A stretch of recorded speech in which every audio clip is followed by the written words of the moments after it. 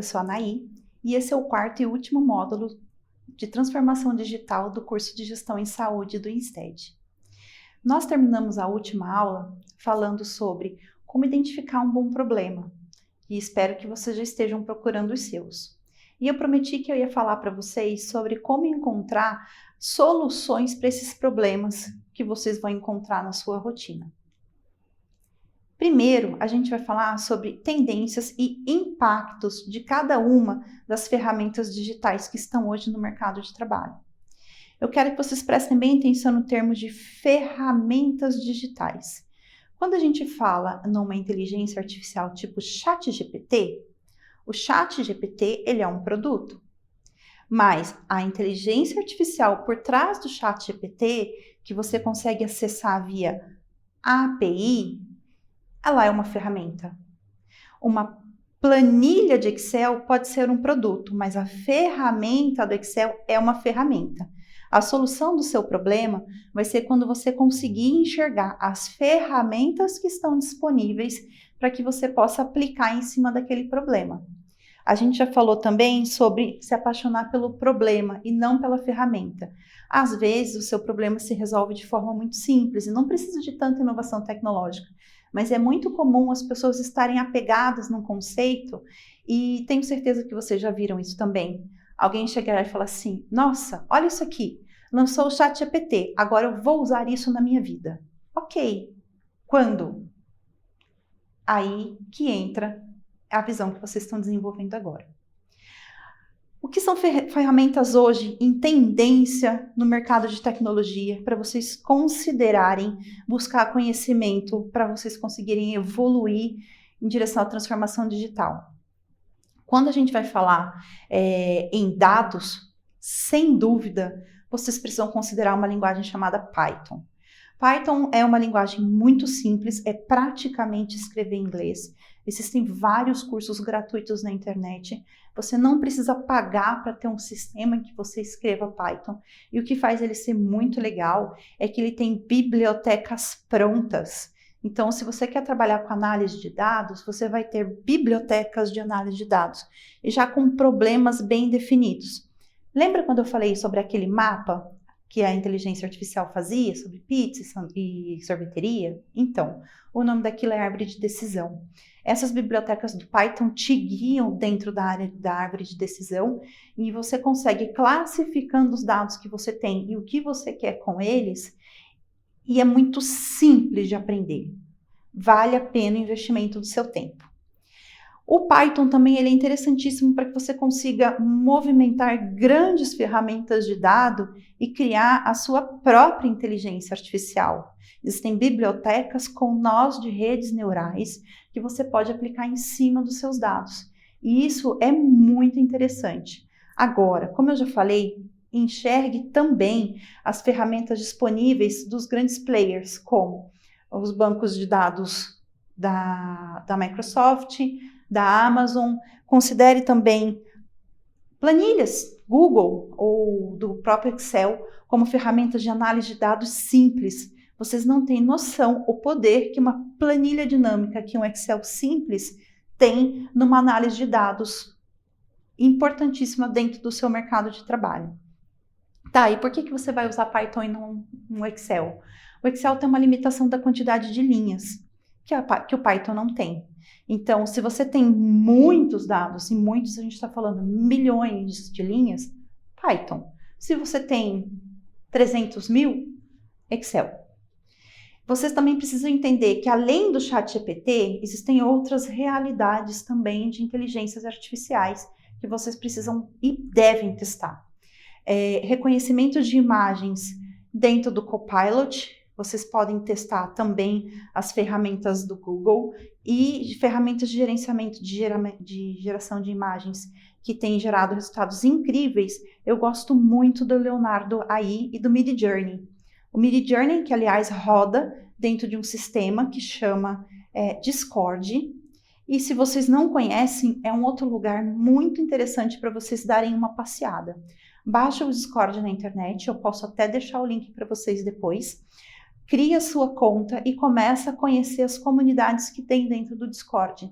Ele funciona melhor do que o WhatsApp e ele tem vários processos de automação. E aqui tem uma outra tendência, a automação de processos e interações. Dentro do Discord, você consegue testar essa sua lógica de interação e de automação sem gastar nada com isso. Então, é uma oportunidade de você desenvolver mais uma habilidade que é importantíssima na transformação digital. Tá, e o impacto que cada uma dessas tendências vão ter na sua vida e na minha vida? A gente não tem como prever isso no longo prazo. Contudo, eu não acredito nessa teoria que estão desenvolvendo por aí de que a inteligência artificial vai roubar o nosso trabalho. Não, a inteligência artificial vai me ajudar a fazer o meu trabalho, se eu conseguir lidar com ela. A gente está num momento agora muito parecido com o começo da época dos computadores. O meu avô tinha uma máquina de datilografar e ele adorava ela. Ele comprou um computador na loja que ele trabalhava e ele ia fazer a etiquetação dos preços da loja. E, gente, isso antes do tempo do real, né? E aí você precisava fazer aquelas etiquetas. E aí ele digitava naquela maquininha, colocava a etiqueta e digitava no lugar certinho. Ele sabia usar a máquina de datilografar. Quando veio para o computador, ele tentou, ele não gostava, ele passou raiva, aí ele desistiu. Ok, isso era lá atrás. Ele viveu com a máquina muito bem. Hoje, não tem mais como a gente não entender. Lembra que eu falei para vocês, 6 meses atrás, o universo era outro. 6 meses atrás, metade da população mundial não conhecia o ChatGPT. A gente precisa entender o tempo das coisas. E a gente só corre o risco de ficar sem trabalho se a gente não embarcar no barco do tempo. Bom, e como que a gente vai definir qual é a estratégia de lidar com cada um desses problemas? A gente vai falar um pouquinho sobre controle de custos, prevenção e promoção de ações na saúde e boas práticas de qualidade dentro do mercado de saúde. Eu entendo que aqui esteja o melhor filé para que a gente consiga fazer uma transformação digital suficiente dentro da organização de cada um. Veja bem, a intenção desse curso não é encaminhar para vocês para que vocês desenvolvam sua própria startup. Ia ser ótimo, e se fizerem, me chama, que de repente a gente pode até trabalhar junto. Mas a ideia não é essa. A ideia é que vocês tenham pensamento crítico dentro do local em que vocês trabalham e que vocês consigam usar desse pensamento crítico para produzir essas transformações. Com isso, vocês estarão melhores posicionados no mercado de trabalho dentro do ambiente em que vocês estão habitando. Sobre controle de custos. A gente precisa, antes de tudo, fazer uma análise de custo de qualquer projeto digital. Qualquer projeto digital geral. Dentro da área de saúde, isso é ainda mais latente. Porque não adianta nada você pensar, já sei, eu vou propor um aplicativo de telemedicina. Ok, a instalação do aplicativo custa mais caro do que levar o médico para aquele lugar. Se o médico só precisa ir para aquele lugar e voltar uma vez por mês, talvez não compense. Agora, se você colocar na balança o custo-benefício, que você pode levar 20 médicos para 20 localidades, 20 dias, então pode ser que o custo-benefício seja melhor. Então, você vai medir o teu custo hoje, o teu custo projetado e o teu custo de implantação. É sempre difícil você conseguir implantar um projeto se o que você está falando é o seguinte: você gasta 10 e agora você vai gastar 8. A diferença financeira não compensa o desgaste da instituição se adaptar. Agora, se você falar, você gasta 10 todo mês e eu estou prevendo que até o ano que vem você vai estar gastando 100, agora você vai gastar 30 e não vai gastar nem os 10 nem os 100, você constrói um valor na sua proposta, no seu projeto, muito mais fácil de ser captado pelo seu líder, pelo seu chefe. Você precisa também identificar as áreas de desperdício e ineficiência dentro do seu hospital. Lembra que eu falei nas aulas passadas sobre aqueles chips que implantam dentro dos lençóis nos hospitais? Então, o que acontece? O custo de tratar uma infecção hospitalar é muito alto. E eles conseguiram mapear que muito dessa infecção estava sendo disseminada porque a roupa de cama estava sendo misturada. Se você consegue entender que um processo tão barato quanto roupa de cama tem uma causa tão cara, é mais fácil você convencer as pessoas a mexerem no processo neste nível basal. Entre uma coisa e outra, existem várias etapas na cadeia. E quando eles consideraram chipar a roupa de cama, foi, dentre todas as ideias que apareceram na sala, a mais barata. E adivinha? Virou um produto de mercado. Você tem que considerar também a utilização de tecnologias digitais para reduzir esses custos operacionais e melhoria na eficiência. A gente já falou também sobre o tempo que a gente gasta preenchendo o prontuário. Já existem ferramentas hoje que automatizam isso, ainda não resolvem. Então, a gente entra naquele problema, aquele tipo de problema que é uma dor latente, que todo mundo percebe em todos os lugares que eu já frequentei e ainda não está bem resolvida. Agora, com o advento do ChatGPT, é possível que a gente consiga ter algumas melhorias. Mas qual vai ser o desenho dessa experiência? Como é que aquela pessoa que precisa fazer a prescrição vai querer interagir com o seu produto? São perguntas que precisam ser respondidas antes da gente sair correndo e comprar a primeira solução que tiver no mercado. Aqui, a gente vai falar sobre prevenção e promoção na época da saúde digital. Aqui também é uma excelente oportunidade para a gente ganhar escala. E aqui, como mercado de saúde, a gente pode olhar, inclusive, para fora da nossa instituição. Lembra quando eu falei para vocês que a Starbucks gasta mais com saúde do que com a compra de café? Onde vocês estão inseridos? Não existe uma grande empresa que eventualmente esteja gastando muito com cuidados em saúde e que alguma ferramenta de prevenção ou alguma ferramenta de promoção de hábitos saudáveis possa reduzir esse tipo de custo? Não sei, talvez vocês consigam fazer um clube que incentive as pessoas pelo WhatsApp ou qualquer coisa assim e que elas comecem a praticar atividade física. Esse é um tipo de pensamento baseado num problema que você consegue replicar e aplicar em qualquer lugar. E é alguma coisa que você pode monetizar dentro da tua instituição. Não desconsiderem o papel das tecnologias digitais na prevenção de doenças e da promoção da saúde. Além do relógio digital que eu coloquei para vocês, hoje a gente já tem sensores de glicemia, a gente já tem dispositivos que possa fazer controle da glicemia sem precisar aplicar, sem precisar furar o dedinho. Você já consegue fazer controle de espasmos neurais, você já consegue fazer o controle e prevenção de ataques epiléticos usando dispositivos extracranianos. E é claro que a gente já tem também coisas assim, realmente muito experimentais, como implantes neurais. Contudo, conheçam essas hipóteses, conheçam esses produtos, para que quando chegar a hora de vocês forem os tomadores de decisão sobre abarcar ou não essa tecnologia dentro do problema que vocês estão apresentando, vocês não sejam pegos de surpresa. Tenha muito foco na utilização de dados e dessa análise predictiva, que a gente já falou sobre ela também, na prevenção e na promoção da saúde.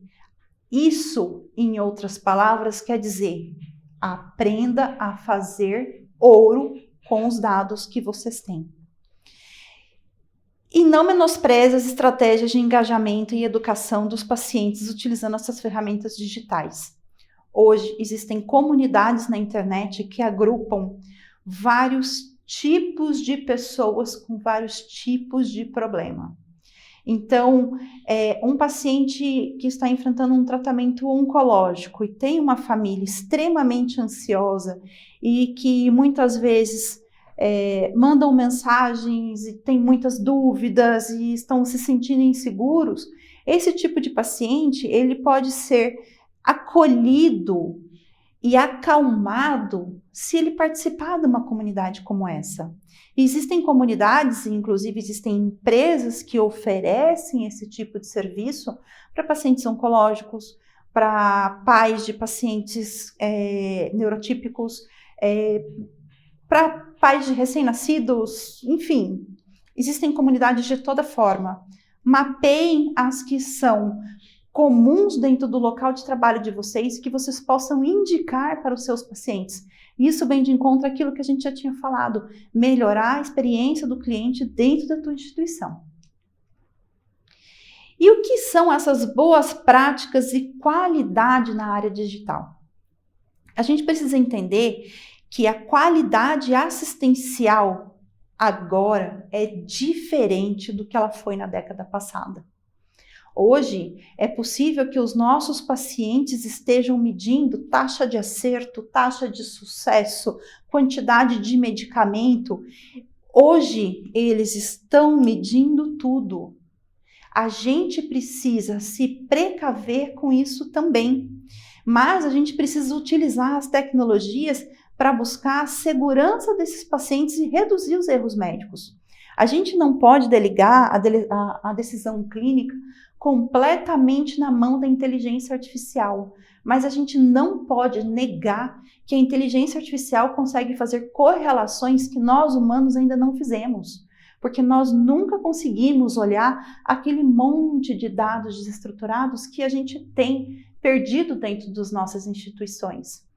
Eu li, me preparando para essa aula, um artigo muito interessante em que a inteligência artificial conseguiu fazer uma análise a partir dos contatos telefônicos de uma clínica nos Estados Unidos e identificar, através da voz, pessoas que estavam potencialmente desenvolvendo problemas pulmonares. Eles correlacionaram o tom e a frequência da altura da voz com a frequência da respiração. Quem pensou nisso? Tenho certeza que eu não. A gente precisa também entender que existem padrões de qualidade e regulamentação na área da saúde que precisam ser levados em consideração quando a gente vai começar a fazer a manipulação desses dados, principalmente conhecer a LGPD. No exemplo que eu acabei de citar para vocês, o estudo só foi possível dentro dos pacientes que assinaram o termo de autorização do uso da sua voz para aquele estudo. E aquela autorização foi para o estudo, não foi para o produto. Então, a gente precisa começar a conhecer quais são essas limitações para que não tenham percalços no futuro. Dentro da área de saúde, dentro da área de tecnologia, existe uma frase também muito repetida que é o seguinte: é melhor pedir desculpa do que pedir licença. Isso se aplica a muitos mercados. As pessoas desenvolvem produtos, ainda que tenham marcos regulatórios que impeçam eles de entrar no mercado. O exemplo clássico disso foi o Uber. E depois que está no mercado, é impossível voltar atrás. Dentro da área de saúde, isso é mais complicado de acontecer, porque nós somos normatizados e regulados em todos os lugares no mundo. Não é impossível, não deve ser impeditivo, mas vocês têm que conhecer o que limita e o que te impede. Agora a gente vai falar um pouquinho sobre o que é o lado feio dessa transformação digital. O que tem de assustador perdido aí por trás, que de repente vai acontecer, pode passar do nosso lado e a gente não está sabendo. Primeiro de tudo é a ética do uso da ferramenta e dos dados do nosso paciente. O que essas empresas que nós contratarmos para dentro das nossas instituições vão fazer com essas informações? Quais os cuidados que eles têm com essas informações? Como que eu vou me organizar para que eu não tenha problemas? Dentro da questão da ética, a gente precisa ter muito cuidado com o tom de viés que a gente pode dar nos dados. Vou trazer um exemplo para vocês no setor de contratação. E esse é um caso que eu acompanhei o desenvolvimento do produto. Era uma empresa que estava se propondo a agilizar a contratação de enfermeiros. E o que eles estavam fazendo? Pegando o catálogo de todos os enfermeiros que tinham sido contratados num período e colocaram essas pessoas dentro do banco de dados e falaram assim: inteligência artificial, me apresente qual é o melhor enfermeiro para eu contratar. Aí criaram aquele perfil ideal. A partir disso, todos os novos currículos entravam dentro dessa matriz chamada perfil ideal. Se você atingia 80% do perfil ideal, você ia para a próxima etapa. O que aconteceu? Começamos a perceber que só homens estavam passando. E o que aconteceu? Eles fizeram o levantamento do banco de dados nos últimos 15 anos. E tinha uma época que nós tínhamos mais homens que mulheres. E as mulheres, antigamente, saíam do emprego porque tinham filhos, porque não tinham apoio, uma licença gestante. Então, eles entenderam que a mulher oferecia um vínculo empregatício menor. Sem ter a intenção, a pessoa que alimentou o banco de dados criou um viés que aquela inteligência artificial do modelo caixa preta enxergou e a gente não, e começou a trazer saídas e soluções que são, de fato, antiéticas. Estou falando de contratação. Agora, vocês pensam o que pode sair do modelo caixa preta se você começar a perguntar para ele o que é custo-benefício de um tratamento? Quem é a pessoa que merece receber ou não aquele órgão? A gente tem que ter muito cuidado com as perguntas que faz e para os modelos de inteligência artificial que vão dar essa resposta. Existe o risco muito concreto de, num futuro, a inteligência artificial está tomando decisões sobre onde você vai trabalhar, com que tipo de vida você vai ter, qual a chance que você vai ter de sobrevida frente a algum problema que pode aparecer na sua vida. Se a gente não questionar hoje que tipo de informação, que tipo de pergunta a gente delega, no futuro pode sim ser tarde demais. Para isso, existem também os programas de compliance. O que é isso? São as ferramentas que as instituições usam para garantir que os seus conceitos de ética e valores empresariais sejam cumpridos. As empresas devem hoje se preocupar tanto com a gestão de risco quanto com o compliance do uso das ferramentas digitais. Isso deve ser mapeado e as empresas têm que ter um guia de enfrentamento de catástrofes e calamidades digitais. Nós já temos mais de um caso no Brasil em que houve um vazamento maciço de dados de pacientes, inclusive com resultados de exames laboratoriais, em que as pessoas alegaram ter sofrido discriminação e preconceito baseado nessas informações que estão na Dark Web. Como fica a empresa responsável pela guarda original desses dados? Aquela que teve a informação vazada. Essa empresa hoje está sofrendo um processo gigantesco. Lá atrás, quando aconteceu o vazamento, poderiam ter feito várias ações para mitigar o dano, mas o gestor entendeu que não era necessário. Então, isso causou um prejuízo milionário. Não percam isso na memória de vocês. Comecem a considerar os riscos de compliance e gestão de riscos digitais dentro da sua instituição. A gente vai falar um pouquinho mais sobre isso na aula prática também. Até lá, foi um prazer conhecer vocês. Deixo aqui o meu contato. Desse QR Code, se vocês escanearem, vai levar vocês para um grupo que a gente está formando agora dessa nova empresa que eu estou trabalhando, que chama Descomplicar IA. O que nós estamos propondo é a criação de uma comunidade para que a gente possa trocar ideias e mapear problemas dentro do ambiente de saúde digital. Acho que vocês vão gostar bastante e a gente pode crescer muito e aprofundar o nosso conhecimento lá. Encontro vocês. Até mais!